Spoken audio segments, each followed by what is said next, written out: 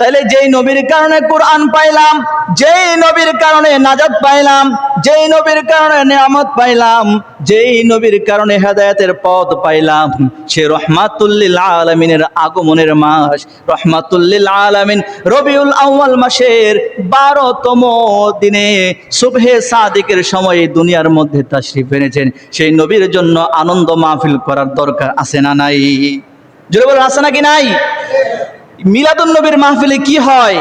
কুরআনুল কারীমের তেলাওয়াত হয়, নাত পাঠ হয়, আলোচনা হয়, অনেকে রোজা রাখে, আবার খাবারের ব্যবস্থা করে, ধনী গরিব দুস্থ মানুষদের মাঝে খাবার বিতরণ করে।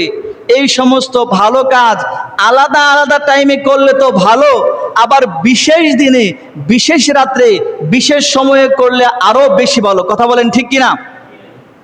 আল্লাহ পাক রব্বুল আলামিন সূরাতুল আলে ইমরানের 81 নম্বর আয়াতের মধ্যে ইরশাদ করেন, বিসমিল্লাহির রহমানির রহিম।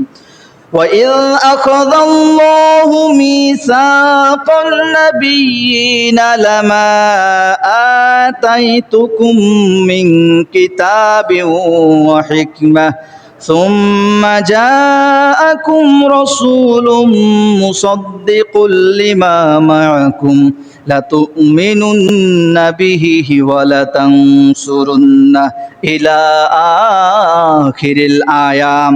আল্লাহ রাব্বুল আলামিন সূরাতু আলে ইমরানের 81 নম্বর আয়াতে একটা ঘটনা উল্লেখ করেছেন।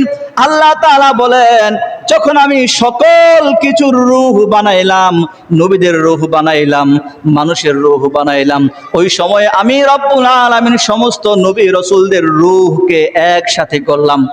কথা বুঝতে পারতেছেন আমার? আল্লাহ বলেন সমস্ত নবী রাসূলদের রূহকে আমি একসাথে করলাম। وَإِذْ أَخَذَ اللَّهُ مِيثَاقَ النَّبِيِّينَ।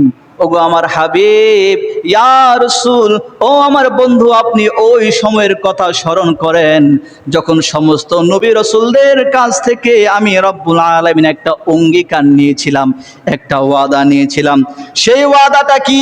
আল্লাহ তাআলা নিজে বলছেন, লামা আতাইতুকুম মিন কিতাবিন ওয়া হিকমাতিন সুম্মা জাআকুম রাসূলুম মুসাদ্দিকুল লিমা মাআকুম। যখন আমি তোমাদেরকে নবী বানিয়ে দুনিয়ার জমিনে প্রেরণ করব, দুনিয়ার জমিনে প্রেরণ করে আমি তোমাদের এক একজনকে এক একটা কিতাব দিব, আমি রব্বুল আলামিন তোমাদেরকে বিজ্ঞান শিক্ষা দেব। এরপর যখন তোমাদের সময়ে যদি জাআকুম রাসূলুম মুসাদ্দিকুল লিমা মাআকুম, যদি তোমাদের সময়ে আমার পক্ষ থেকে আখিরি জামানার নবী আমার বন্ধু মুহাম্মদুর রাসূলুল্লাহ চলে আসে, লা তুমিনুন্না বিহি ওয়া লা তানসুরুন্নাহু, ওই নবী এসে তোমরা যে সত্য নবী এটা প্রমাণ করবে, তোমরা যে আল্লাহর পক্ষ থেকে কিতাব এনেছো এটা প্রমাণ করবে। ওই নবী যদি তোমাদের সামনে চলে আসে, লা তুমিনুন্না বিহি, অবশ্যই অবশ্যই ওই নবীর ব্যাপারে তোমরা ঈমান আনবে। জোরে জোরে বলুন না সুবহান, আরো জোরে বলুন না সুবহানাল্লাহ। শুধু তাই নয়, আল্লাহ বলেন ওয়ালা তানসুরুন্নাহ, ওই নবীর উপর ঈমান এনে শেষ করবে না, ওই রহমাতুল লিল আলামিন নবীর উপর তোমরা নবীকে অবশ্যই অবশ্যই তোমরা সহযোগিতা করবে। সুবহানাল্লাহ।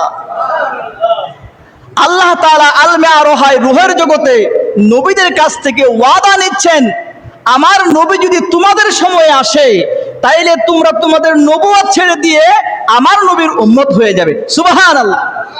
এজন্য একটা হাদিসে আল্লাহর নবী বললেন, হে আমার সাহাবীরা শুনে নাও, আমি যদি মূসা নবীর সময়ে আসতাম তাইলে ওই মূসা নবীর উপর আবশ্যক হয়ে যেত তার নবুয়ত ছেড়ে দিয়ে ওই মূসা নবী আমার উম্মত হইতো। সুবহানাল্লাহ।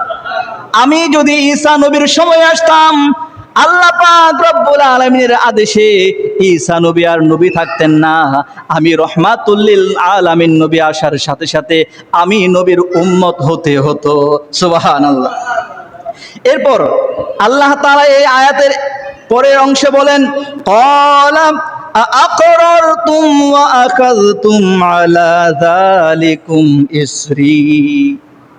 আমি তোমাদের সামনে যে কথাটা বললাম, যে ওয়াদা নিলাম, সেই ওয়াদার ব্যাপারে যদি তোমরা রাজি হয়ে থাকো, যদি তোমরা আকরারতুম ওয়া আখাযতুম আলা যালিকুম ইসরি, এই ওয়াদার ব্যাপারে তোমরা রাজি আছো কিনা, এই ওয়াদার ব্যাপারে তোমরা অঙ্গীকারবদ্ধ হবা কিনা, তোমরা আমায় বলো। ক্বালু আকরারনা, ওই সময় আল্লাহর দরবারে সমস্ত নবী রাসূলগণ এক বাক্যে বলেছেন আকরারনা। ইয়া বারি তাআলা, ওগো মাবুদ রব্বুল আলামিন, আপনি এই মুহূর্তে আমাদের কাছ থেকে যে ওয়াদা নিয়েছেন, আমরা সমস্বরে বলে দিলাম আপনার ওয়াদার ব্যাপারে, অঙ্গীকারের ব্যাপারে আমরা ঐক্যবদ্ধ হয়েছি। সুবহানাল্লাহ। দুনিয়ার জমিনে কথা নয়, আল্লাহ তাআলা আলমে আরোহায়, রূহের জগতে এই ওয়াদা নিচ্ছেন। এরপর আল্লাহ তাআলা বলেন ক্বাল ফাশহাদু ওয়া আনা মাআকুম মিনাশ শাহিদিন, তোমরা নবী রাসূলগণ আমি রব্বুল আলামিনের কাছে যে ওয়াদা দিয়েছো, যে অঙ্গীকার দিয়েছো, সেই অঙ্গীকারের ব্যাপারে তোমরা সাক্ষী থাকো। আর শুনে নাও, শুনে নাও, এই অঙ্গীকার তোমরা কখনো ভঙ্গ করতে পারবে না। এর কারণ হলো ওয়া আনা মাআকুম মিনাশ শাহিদিন, তোমাদের সাথে সাথে আমি রব্বুল আলামিনও তোমাদের সাক্ষী হয়ে গেলাম। সুবহানাল্লাহ।